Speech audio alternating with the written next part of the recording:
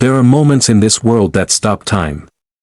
Moments so pure, so devastatingly real, that even the most powerful people in the room forget who they are.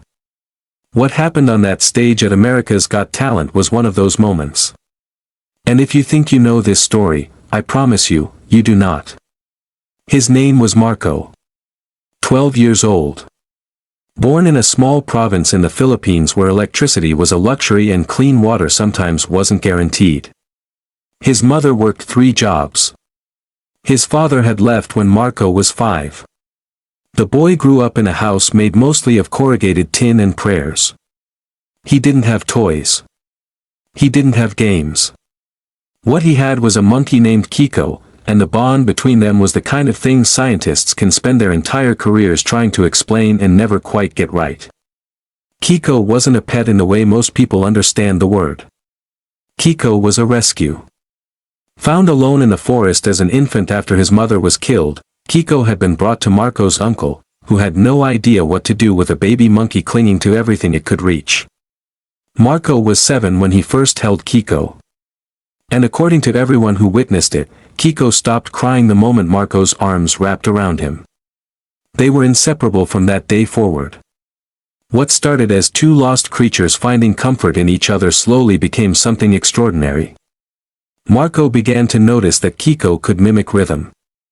He would tap his hands on surfaces when music played. He would sway. He would respond to tempo with his whole body in a way that was almost impossible to explain.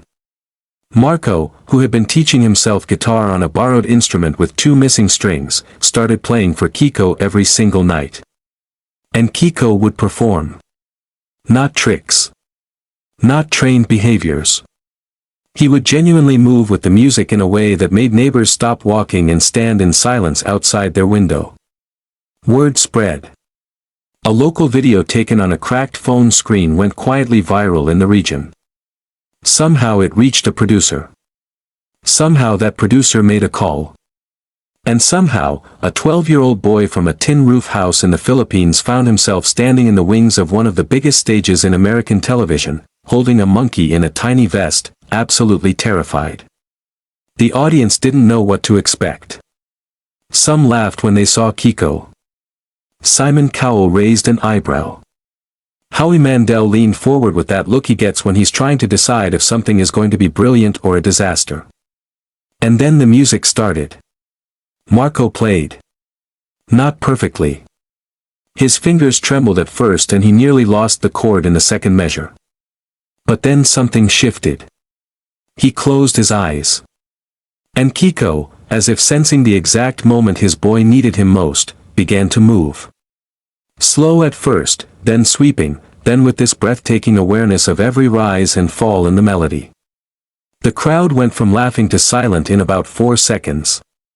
And then someone in the back started crying. Then someone near the front.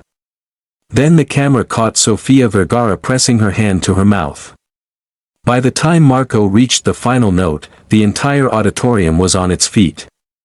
Not politely. Not out of habit.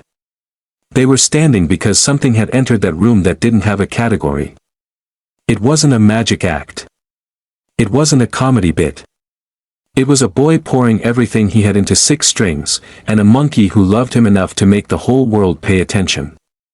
Simon Cowell sat very still for a long moment. He looked at Marco. He looked at Kiko. And then he stood up slowly, the way people stand when they're trying to hold something fragile inside them, and he walked toward the stage. The audience understood before he even reached the button. They got louder. Then louder. And when his hand came down on that golden buzzer and the gold confetti exploded from the ceiling, Marco collapsed to his knees on the stage and buried his face in Kiko's fur and just wept. What nobody knew at the time, what only came out in interviews afterward, was that Marco had almost not come. 3 days before the audition, his mother had lost one of her jobs. They couldn't afford the bus ticket to the airport. A neighbor had quietly paid for it without telling them where the money came from. Marco found out only after he won. He went home, found the neighbor, and gave him the first check he ever received. That is who this boy is. That is the story behind the golden confetti and the screaming crowd and the cameras and the judges with tears on their faces. A 12-year-old who had nothing, except a rescued monkey and the kind of love that doesn't need a stage to be real. He just happened to bring it to one. And the world, for exactly 4 minutes and 32 seconds, remembered what it feels like to believe in something completely.